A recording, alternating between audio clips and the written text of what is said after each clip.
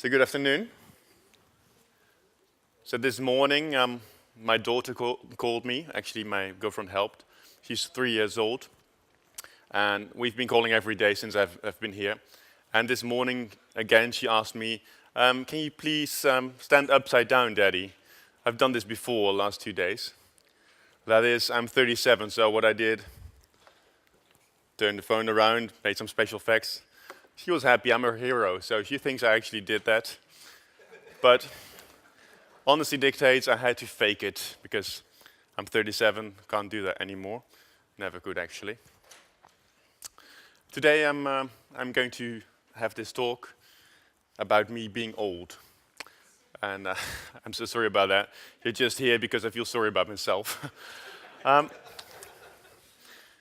But perhaps there's some other people here that feel old or that feel really young, which is like the opposite problem. And today I'm going to explore this subject a little with you, see if I can help you, see if you can help me.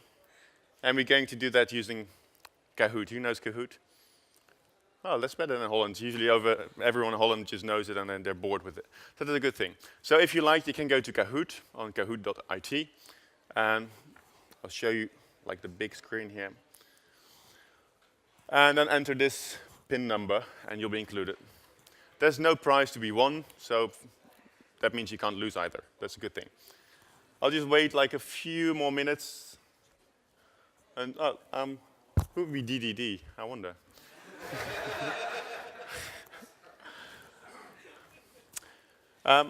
It's going to be real easy. Like this application just gives you a question on the screen, so you watch there, and then you have to do this slightly harder trick in your mind where you need to relate the colors over there with the colors on your mobile phone. Most people can do that. If you're colorblind, mostly men would be. There's symbols as well, so you should be safe. Okay, so I'm going to wait like 1 more minute, no pressure. A little bit pressure. Later on, you can actually still join it. Can't imagine there'll be only 21 persons in this room. Who hasn't enrolled yet? Come on. Okay, I'll just give it a go. The PIN number will be on the oh, look at that. Just when you start threatening people, they will actually comply. That's an interesting thing I learned when I got older. So there will be some questions here. I'm not going to finish it fully. First question is, sorry, my ego speaking. Do you think I'm old? Please be honest, mildly. Red means yep, blue means nope. Yellow, for those in doubt or pleases, kinda. And the green one's my favorite. Are you kidding me?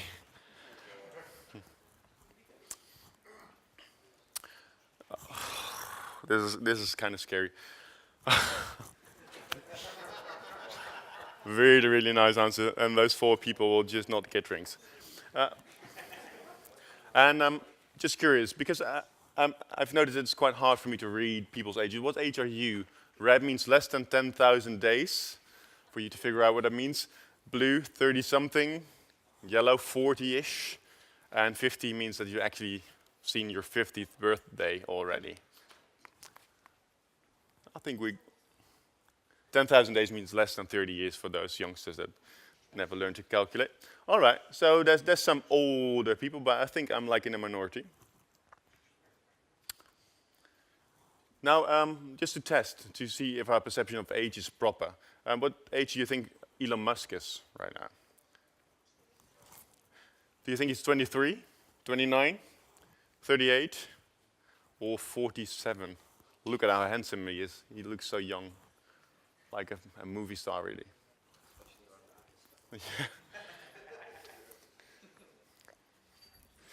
So most people probably know, but indeed he's 47 already, but still, in some way he feels like he's really young because of all the stuff he's doing, I would say. So that's why people might probably be tempted to say he's 38 only. But now to the point, when are you old? Is it... Somebody gave me this answer. My age plus 1, the answer was.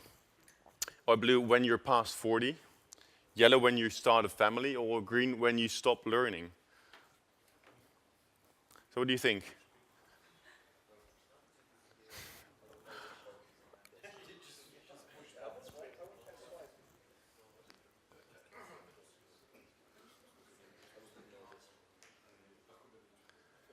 So, I'm curious to see, when you stop learning, that's so philosophical, really. That is nice, yeah. I think that's probably, well, to my liking, that's probably the best answer, but I don't think it's the answer people actually apply in reality. So, of course, you will seem a little old and grumpy when you stop learning, but if you're gray, I'm not yet that gray, but if you're gray, people will think you're old, regardless, I would say. That might not mean you're old. So now, for the test, are you old? Given your own definition or mine? Yep, I'm afraid so. Nope, are you kidding? Yellow, yes, and I'm proud of it. Good for you. Or green, no, but I sometimes wish I would be. You might be surprised about the amount of people that would say that. Ooh, see, six people wish they were older. That's an interesting thing. I will actually go into that a little later. So most people don't consider themselves old, and I think that's mostly truth for, well, in general. People don't think they're old. My great auntie of 84, she told me I still feel like I'm 18, and she would giggle afterwards, convincing me of the truth. Age is largely something that just seems to be an external thing, I would say. Yet, do you worry about getting older? Who worries about getting older? Who does never? Or sometimes? I figure that will be the popular answer. Or yes, just I worry. And perhaps I made some people worry just right now by the sole topic of this talk. So who's colorblind in here, by the way? Let me just check. Colorblind? And it's a male thing mainly. Who's colorblind? No colorblind people? That's so lucky. Then we can just remove all the objects. So sometimes is the predominant answer. So that's a good thing, I would say, that you think about this. I don't think you should be worried, but it's a good thing that you think about your age, because it's an important part of how people see you in this society. Although I do think that in the end you should not be able to worry, I think. But it's part of life. Who said just made me worry? Sorry, guys. Hope I can relieve your fears later on. All right.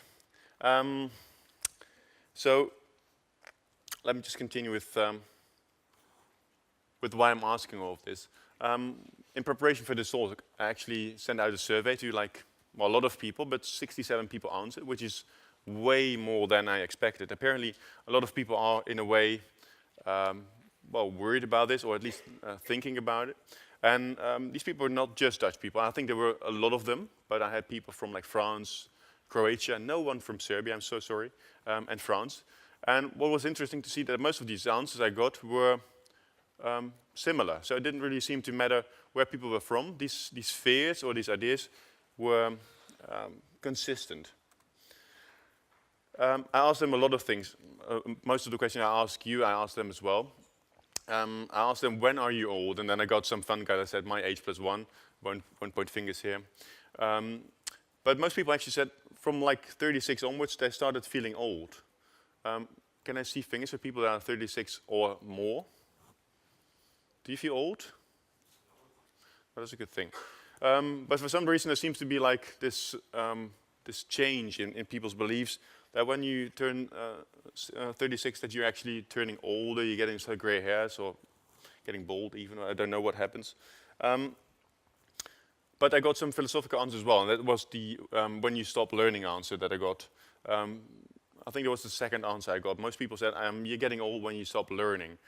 And I think that's probably the essence of when people will really perceive you as old. So firstly, they will see your gray hairs and they say, you might be old. And then when they get to know you, they might change their mind. So it's like the superficial age, and then when they discover that you actually are still very much into society, very much willing to learn, then you might, get less old in their mind. So in a way, you could say that age is an attitude issue more than an actual physical thing. But it's not just that. It would be really nice if you could just say, as long as you're willing to learn, you're young. But in reality, it will be your teammates as well, your context. If you have a lot of teammates that are younger, or are actually judgmental towards older people, then chances are you won't feel young. You will still feel old. You will be, pushed into this corner, regardless. So it's not something that you can entirely solve yourself. That you would say, I'll just keep reading books, I'll just keep being cheerful, and then I'll just be a young guy. It won't happen like that. But there's things you can do.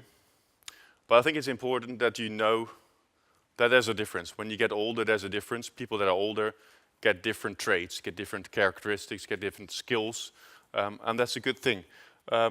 It's not just downside. There's a lot of stuff that's been touched on this conference as well, by the way.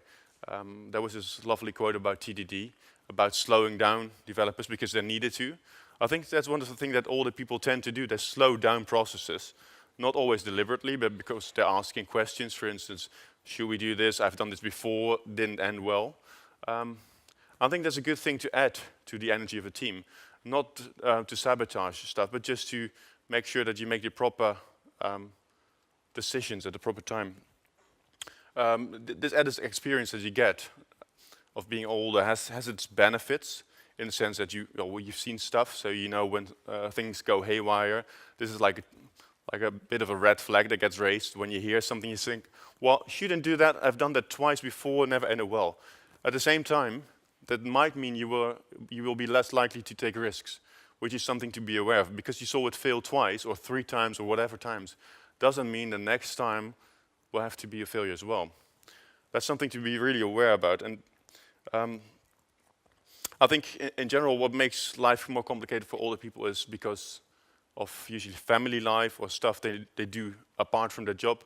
Their lives get more complicated, so you actually have to do a lot more stuff, you have a lot more on your mind. And I would say, and that's what I got from most people I asked, that's really one of the downsides of getting older, that your life gets more complicated. I'm not sure if it's, I think it's worth it. I have 2 kids, I really love them, but don't hardly ever have the time to do any development work at the evening, let alone at night. When I get awake at night, it's usually because one of them is crying. And because of all this stuff that you now have to worry about, your headspace gets more expensive, gets filled up. And I think there's probably that's a really terrible word, physiological problem as well, where you actually just slow down in a way. Your brain just starts functioning in a different way. I'm not sure why. Might be all the booze in your past years. But you just slow down, and you're not able to compete, so to speak, with the younger guys and girls that are developing stuff. For some reason, they just Google something, copy paste, and they make it work in like 5 seconds. To me, that seems like 5 seconds. And I do know that when I was younger, I always got a little irritated by the amount of time I would take my father just to click somewhere on the screen. And I figured, how is this possible? Why don't you see the button, move your hand, click, done. And now I just notice myself just taking way more time to just process the information on the screen, bring my finger towards the button and click it. For some reason that just starts to happen. It must be something physical. And then that's just it. I think you can talk long and short about this, but you just get slower and you can put it to some good use. But what's worse is that your career might actually slow down as well. So there's all sorts of reasons for that. But when you get older, you have to be really careful not to get into this weird corner where you're more or less there, but not really noticed anymore. Whereas when you were younger, you had this perspective of you would become like a superhero, a manager of everything or whatever. And then when you get older and you didn't take all these opportunities when you were younger, you might at some point just get lost in career. There might be what they call this like glass ceiling of income, where your salary actually may not rise above a certain level. When you're just a developer, there is this level where your salary is just not going to rise anymore. And another problem with your career is actually, but that's a modern problem, there's a lot of younger people nowadays coming in from university, so that means there's more competition than there used to be. So you're now competing when you're older with the younger devs, and of course they're sexier, but both literally and, matter of speaking. But they're able to do things more quickly. When it comes to a typical conversation with the project lead, they would ask like the younger dev and the older dev, can we do this? And then the younger dev would say, sure, it's done already. And the older dev would say, well, let's give it some thought. I think there's problem A, B, C. I'm not sure if I have time. that kind of stuff, that will give the impression that you're not malleable, that you don't want to get stuff done, and might in the end mean that you're unfairly competing with younger people, where they get all the opportunities to try stuff, to do new and cool things, and you, because you just said the realistic thing that it's not possible, let's give it a second thought, get into this corner where you actually don't get a chance to show what you're worth. And to a lot of people that get older, including myself, at some point that means that you start asking yourself the question, should I change my career? And that might be explicit in the sense that you actually start considering becoming a veterinarian or a massage therapist. I've seen all of that. People just quitting their job and starting to do something totally different. Becoming a doctor, like was suggested yesterday, seems to be a really good alternative. But it might be implicit as well. And by implicit, I mean that often people get offered a raise or a promotion. They can become a manager, which to a lot of people is actually the ultimate dream of their jobs, to become the manager. So I'm no longer a developer, I'm actually important. See me, I'm important. Let me become the developer manager. This was pointed out to me by a lot of people in this survey. Becoming a manager actually is a career change. It requires a totally different set of skills. Yet, for some reason, it's like the logical consequence of becoming a developer to become a manager or to become a leader or whatever role there can be in the organization that's paid better than a developer or has a higher standing. But I think it's a career change, and I think it will cause what's known as the Peter Principle. So that means when you promote everyone that's actually really good at their job to a higher position, at some point nobody in the organization will actually be able to do what they're supposed to do, and that's a great, great shame. And that's only because there's this glass ceiling of salary. So that means if you want to earn more money or grow, even professionally, you always end up in this job that you're not good at. Burnouts might be a consequence of just general unhappiness. And that's a shame, because I think there's a lot of other things you can actually do when you get older. So I have some questions about that. So if you still have your phone handy, let's just go back to these questions and see where you stand in this. Kahoot is actually really smart, so if you close your browser, it will probably still get you signed in. I'm going to open the next question.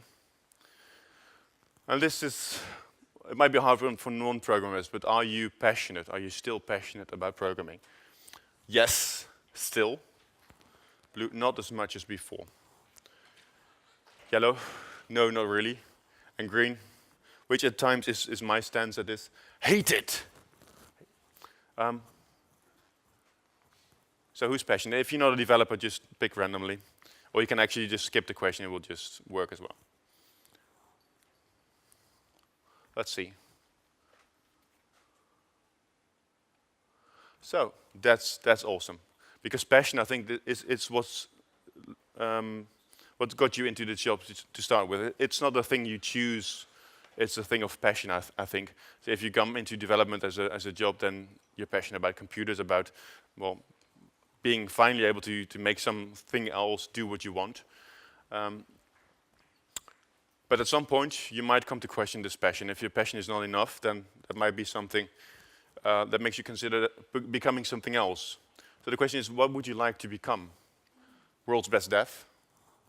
A manager of sorts, including leaders or whatever? A coach or a teacher?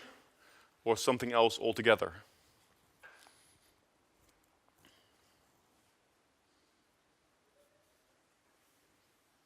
It's quite a hard question. You might not have given it any thought. So sorry about that. If you really feel, that's why there's a lot of time for you to actually decide. Right now you don't have to decide about your future. It's just like, but if you want to, of course, feel free. This might be the change of your career. This might be where it happens. I don't know why I put a picture of an astronaut in there, by the way. So, anyone still in doubt? Made up your mind, then I'm going to skip to the answers. Maybe you're missing a consultant. Yeah, so there's 12 people that actually went with something else. Like you? No? Can I get some shout outs about what that something else might be? Photographer. Oh, cool. Agile coach, but not in IT, spreading word Interesting. Others? Test developer. Oh, not the best, just a shitty developer. Yeah, just barely hanging in there, developer.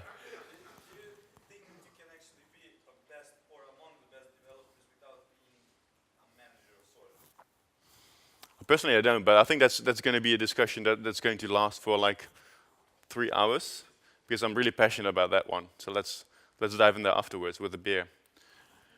Now this is the hard question, because everyone misses something in his jobs. Exceptions there, but if you don't miss anything, please skip the question. I put 4 random things in there you might miss. Red, feeling useful. Biggie. Blue, a good salary. Yellow, to do what I love. And the final one, feeling confident and able, in the sense that you know what you're doing. Feel like you know what you're doing. Of course, it might not be this strong, so you might just want a slightly higher salary might be nice. So pick the one that fits you best and see where that brings you. This is a hard one, I notice. This usually is a hard one. Because you, sorry? None of the above. Well, that's really the aim, and we'll try to show you how you can actually figure out a way to get to this point. And probably. So any more people in doubt? Otherwise, I'm going to skip this question. Yeah? Skip to the results. Let's see. Feeling confident and able. Yeah, that's really fascinating. Actually, the word has been used quite some time during this event with the speakers. That's what we call the impostor syndrome, that you're actually doing this job and you're not really confident that you know what you're doing. Which I think most people in a sense suffer from. That might be just a good thing in the sense that you don't have this weird ego that's bigger than yourself. But usually it's not quite true, and it might hold you back. Doing what I love, well, that's an interesting one as well, because that might suggest that you actually don't really do the job that you want to do. Let me show you this interesting thing I learned about. Who knows Japanese? That's a good thing to check first, otherwise it might just say something really bad and pretend. Nobody? Good thing. It says ikigai, apparently, but it doesn't really matter. It's Japanese. It must be smart. And it's supposedly means something like the French say raison d'être. That means like a reason of being, like a sense of fullness in your life, that you know why you're here on earth, that you have this feeling that you're actually doing what you want, like Ben, for instance, is. And it's cool because there's this diagram. It's a more or less an incomplete Venn diagram. Who knows what a Venn diagram is? Well, that's something to Google. And it's incomplete, and I won't tell you why, but it is. And it actually shows 4 factors, and that's interesting. It shows 4 things that make your life worth it. The Japanese thing. It's doing what you love to do. There can be all sorts of things, but there's this passion bit, I would say. Doing what the world needs, so that's not idling or doing something in a closet that nobody really cares about. What you're good at, which is where this imposter syndrome seems to be lurking, and doing what you can be paid for, which is, well, in the end, a good thing for a job. But what's interesting, when you start looking at the intersections of these circles, then you see there's some stuff that's starting to emerge. So where love and competence cross, you get this thing they call passion. So that's something you can do, that can be your job. Where being paid for in good cross, you get the profession. So that means if you're good at something and you can get paid for it, well, that's lovely. That can be your job. But there's a lot of jobs people don't love, but they just happen to be good at, which might be a shame. Then what you can be paid for and what the world needs. That's an interesting one as well. It's called vacation. So that means like a priest might be called into his job. He gets paid for it, and the world needs it. But he might not actually love it, but it's just what he gets called into, like teaching. Teaching is a typical thing that's often associated with vocation. A mission is when you don't get paid for it.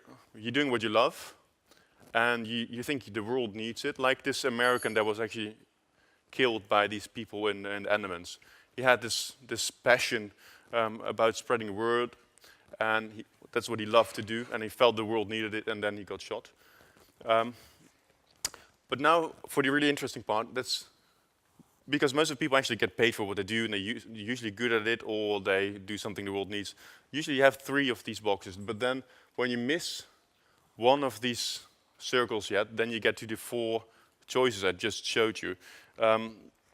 When you miss getting paid for what you do, then you feel underappreciated. So that's what I meant. I could have a better salary. You feel a little underappreciated for what your skills are.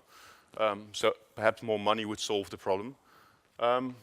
When you're not doing what you're good at, then you get this impostor syndrome that we saw a lot of people actually raising hands for. When you don't do what you love, which happens a lot as well, then you might just feel a little empty about your job. So you're doing this, you're good at it, but for some reason it just doesn't make you tick, which is a terrible thing to be in, and it can actually just burn you up real easy. Like being this manager, for instance. If you become a manager of sorts at some point, you might even be good at it, but it isn't this coding stuff that you really loved when you started. Now that can be something in this section. And finally, when you don't do what the world needs, so that would be over here, then you might actually feel useless, which is it's different from feeling empty. If you're doing something you love but still is not useful to the world, you might in the end like feel bad telling people about your job when you're in a pub. So you're telling people that you actually, I don't know, you might actually be building this application for some insurance company, and you don't really feel like it makes a change. It's really something you like doing and you're good at, but still, none of your friends really care about that. And that might be something that in the end is not going to help you to give this sense of fullness. And I think it's really worth considering in your entire career to find this sense of fullness. And by being aware of these 4 different aspects to the sense of fullness, you might be more easily able to actually come to this point. Since you know what you're missing or know, you might be able to find a way to get there. And that's really important, but because ultimately the only one that can be in control of your own life and your own career is yourself. There's always going to be people trying to steer you, like your boss. You might want to give you promotion, you might want to send you to some sort of course to learn stuff, but in the end you have to decide for yourself what's going to make yourself happy in the end, because that's the only sustainable course in your career. Especially when you get older, then work has to compete with family life or other things, and if you don't really like your job much, then investing that much time of your life, of your precious life, of being away from your kids, your wife, your hobbies or whatever, it's going to feel like one aching pain. So I think it's really important to be in control of this yourself and start steering in the proper direction. It starts really early, like probably when you left school already, so you have to start thinking about the course, but then you don't really know about all this stuff, so I think it's probably best to not to converge too much, but to diverge, just to find a path or direction that doesn't exclude anything yet. And then later on, you're going to try and converge a little more. And converging, that's something they have to be really careful about, I think.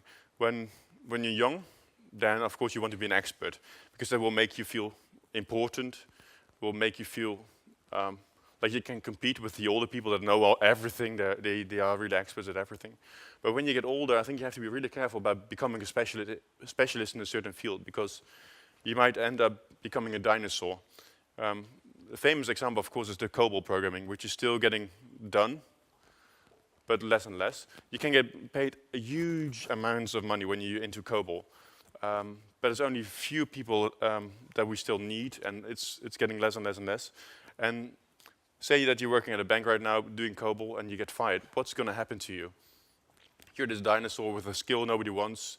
You come into this company and you show them your resume and you say, well, I am a COBOL developer, and they're looking for these agile people that can do all these cool tricks with the browser and JavaScript and whatever. From their perspective, might just as well be Chinese. And you try to sell yourself, it's not going to work, even though practically everyone that's breathing themselves, might not even be a necessity, is going to get hired. You are still like the dinosaur they may not want to have. And that's why I think when you turn older, you should probably try to become a generalist and try to become a mentor of sorts, try to be more involved in the team and in the dynamics of the team. Does not need to be a role outside of development. I think that's one of these big misconceptions, that you cannot be a developer when you're older. To me personally, and I'm not sure whether I'm suitable as a developer when I get older, but I think that's just basically a question of passion. If it's your passion, if you still like coding, and you can just be happy doing that all day, then as far as I'm concerned, you can do that until the age of 100. As long as you're breathing, you can be a developer. But it's important to try to be there for other people as well. And that's the grumpiness thing that you have to be careful about. When you turn older and you turn grumpy, that means you're basically not being empathetic to other, is that a word? Empathic to other people, and shutting off other people. And I think that's what actually is causing this perception of being old. So if you're no longer being able to listen to other people and dismiss younger people, like somebody comes with a great idea, he spent the entire evening and part of the night working on something, investing a shitload of energy, and then comes to you in the morning and says, I found out about this and it's amazing. And you know you've seen stuff similar to that like a dozen times in your career, and you say, come on, you're kidding me. I'm not going to listen to that shit. And you just dismiss him. It happens, and not necessarily this extremely, but it happens. Then you are going to be the old grumpy guy, and in the end you're going to be excluded by excluding other people. So I think when you get older, you have to be as inclusive as possible. You have to be almost like a granddaddy or grandmother. You have to be friendly with everyone, be empathic, try to listen to people, and I think that's more important than having a specific skill. If you want to specialize, you can always try and do that like in your spare time if you have any, but try just to be the wise guy, I would say. That's what most people said. And what's important too, and that's the physical aspect of it, when you get older, it gets increasingly more important to be physical, because your entire body is of course aging, and you really need to give that some thought. So try to be active, like in sports. It will actually give you more energy to do your job, and will help your brain as well, because it's a brain job. It's something that you really need an active mind for. And this sports thing, and that was really something that got highlighted by a surprising amount of people in the field. Sports, exercise, that's really what's helping older people to stick in there. It's not a necessity, but it's something that's like a real easy life hack. Just start doing something and it will give you like instant energy. Now, before like 2 hours ago, this slide was not in the talk, and actually I was just chatting with a real nice guy in the lunch break, and he made me insert this slide, because there's a lot of younger people here as well, and just a talk for old guys and how to deal with being old seemed like a little asymmetrical. So this slide in here is actually about dealing with old grumpy people. Of course there's no old grumpy people in this room, but there might be in your actual work. And when somebody is bullying you, like talking down to you, telling you that your entire weekend's work was useless, what do? When you're younger, you probably get intimidated, because the sage says what you do is useless. You feel, well, small, useless, meaningless. And because of the respect you were taught to have for older people, you may not be able to deal with this in the proper way, I would say. So instead of dismissing it like, well, he's just being grumpy, leave him, you might just feel like you are the one to blame. And the thing I try to do, sorry about that, I do, and it really works, is a visualization exercise. Whenever somebody's doing this, I visualize them. And I visualize them at home, naked, having sex, and groaning like an animal. This exact image. And what it does is actually make you realize that this other person bullying you is a human being, just like you. And because this whole image is so absurd, it will actually just get you out of this entire mindset of being the minor, of being the lesser person, and help you to react to this in a more, in a better way, I would say. It's a really, it sounds like I'm just trying to get you sexed up. It's not it. Just try it, and it actually works for a lot of things. So whenever somebody's bullying you, but same goes for, I tried it with the Prime Minister a lot of times. We had this prime minister, and he looked like Harry Potter, and I always considered him like a weird guy. I didn't quite understand him, and then at one point, when I really wanted to understand what made him tick, I just tried that. I know where he lives, more or less. So I imagined, this is his house, that's his wife, what's going on there? And then all of a sudden, he was a human being again, instead of the prime minister. And you need him to be a human being to be able to, well, step into his shoes, see what he means with his words, not what he's doing or what he's making you feel like, but what he might actually mean. And I think that's, well, to me, that's worked miracles time and time again. So if it makes you feel better not thinking about them, well, 4 feet scenario, pooing helps as well. This, while they're on the toilet, as long as they're groaning, that's a really important part. I'm not going to delve into this much further. Before I take questions, I think this is one that's probably being repeated a lot of times. That's a really good one to write down somewhere. If you need a tattoo, that could be a good one. But memorize it. Whenever you want to learn something, that's what you do when you're younger. You learn things. Then you read. You read books, you read the internet, you read blogs.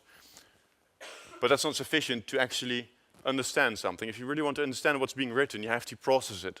And a good way to do that is to write about it. So that's why a lot of these successful tech people are actually blogging.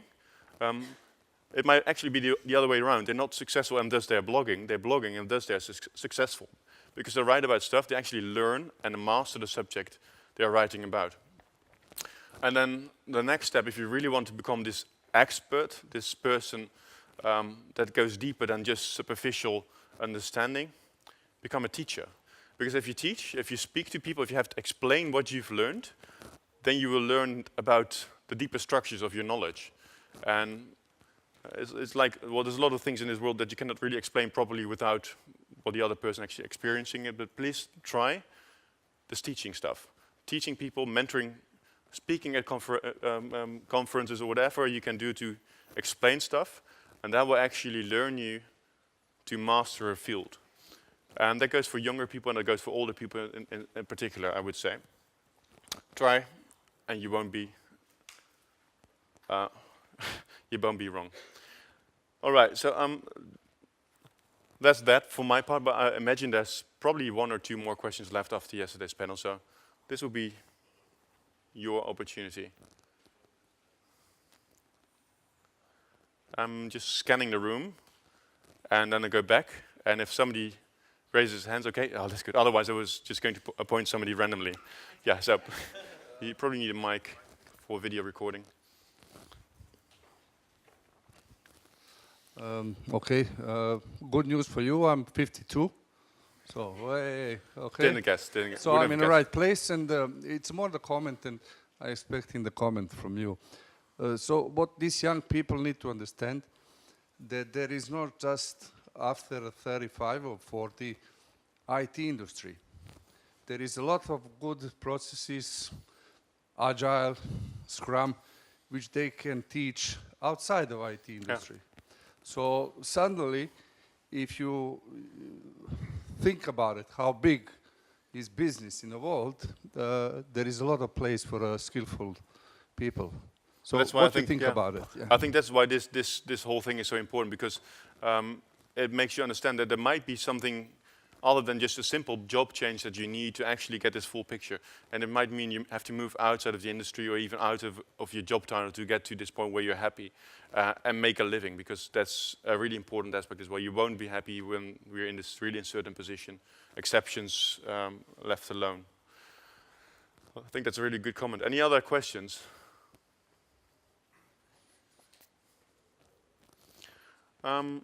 Let me ask you a question then. There were some people that were worrying about getting older. Are you more or less worried after this bit of a talk? Same? So what makes you still make a little worried? What is it? Can you tell me? Well, yeah. Then we'll leave her to think for 2 more seconds, or actually, it's only 80 more seconds, so you might just get away. My feeling about this topic, that is a little bit too early about talking about this topic. Do you somebody You mean like we should have had have beer a first? grandpa that was a developer. No, this profession is too young. Well, we started in the 60s, so actually there are people already with pension. We talk about 30s, 40s. What about 60s, early 60s? We don't have experience. With people that age. I've seen these people and they do exist, but but since it's like a bit of a pyramid. That's the weird thing right now because an inverted pyramid. So at first there were only very few people that were in this job. So we don't have very much old people. And then it started to expand. So we got more people in. At first there were career changes. People were chemists or they were in some other exact science or even biological stuff or whatever. I've met people that were into Dutch language and literature.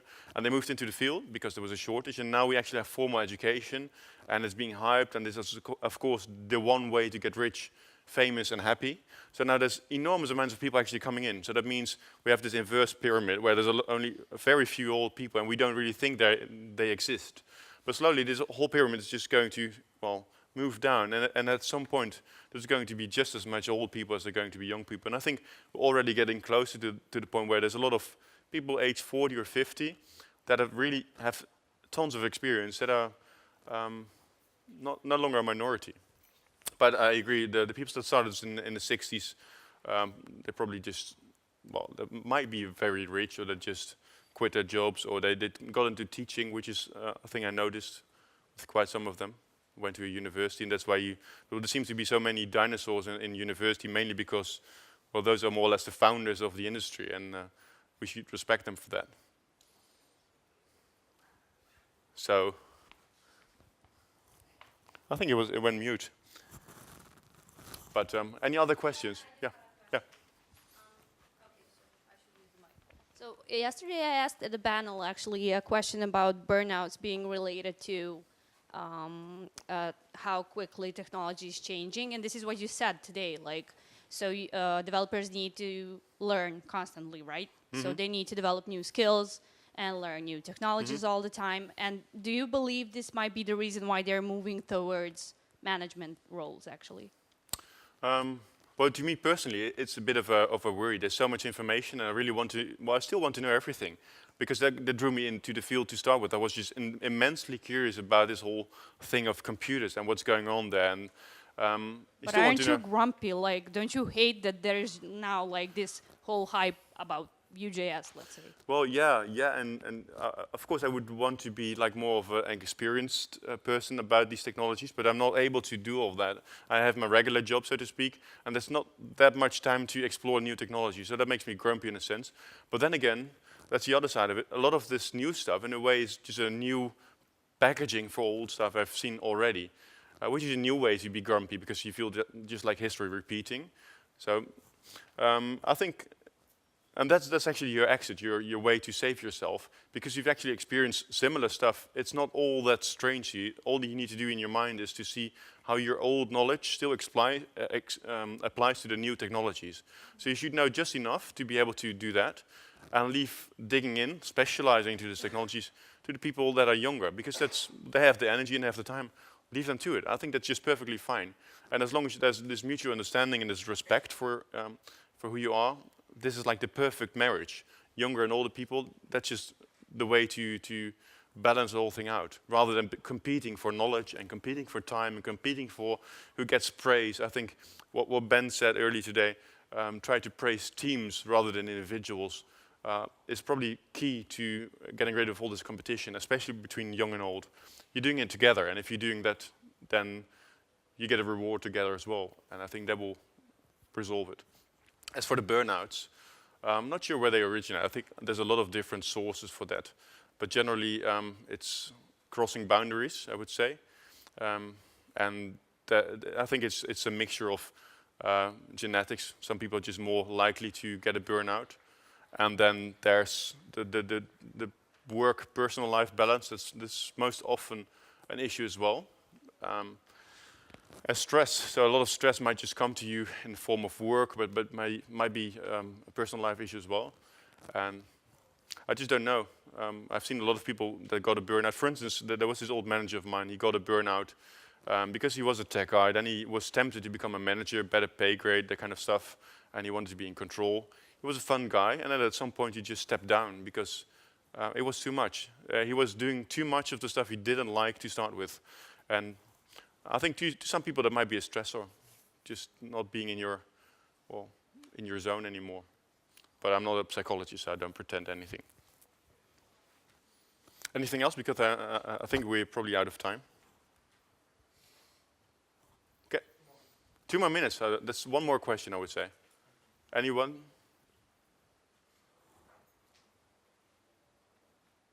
I can wait it out. It's no problem. Sorry, one more. See? Maybe not a question. Remarks are good as well. Just a remark, you said not being in the zone, but I experience as I'm getting an older developer, 33 by the way, I'm getting more from not being in that zone because I'm more self-aware, I'm more aware of my shortcomings and my, I don't know how to say, proficiencies. So I invest more time in the parts where I can maximize my proficiency and not waste so much time in the other fields that I used to waste when I was younger. I think it's a great remark, and I think in general you should try to invest your energy in the stuff that is going to give you the best return on investment, so to speak. So if you're good at it, better to invest more time in that than try to fix all of these stuff that are never going to be more than like 6 or 7 on a scale of 10. So I think, yeah, that's a really good thing. But that's something you probably have had to learn, because we are always taught to try to fix all these things. We feel that we're broken people because we're not able to speak publicly, or we're not able to learn quickly, or we are hands-on people, and that's all being broken. And we try to fix it desperately, and all of our energy is going in that, trying to fix what we're not. And I think that's just a waste of so much energy and so much potential, because everyone has a talent, at least one. And if you just put your energy in being professional about your talent, or in being better at what you do, and forgetting about all the things you can't do, because there's always stuff you can't do. That's just the rule of this existence. I think then wonderful things can happen, but it's just like the inverse of what we're taught. You have to have a score chart on school with only at least, well, what do you call them? 5s or 6s in Holland, that means. So you have to repair all of these shortcomings, otherwise you're not a good human being. And I do feel that some of the stuff is worth investing in. Like, it's nice to have some basic skills in some fields, but it's absolutely not a necessity to be a pro or whatever can be done in this world. So thanks for that. Yeah. Thank you. I think with that, I'm going to say thank you to you all.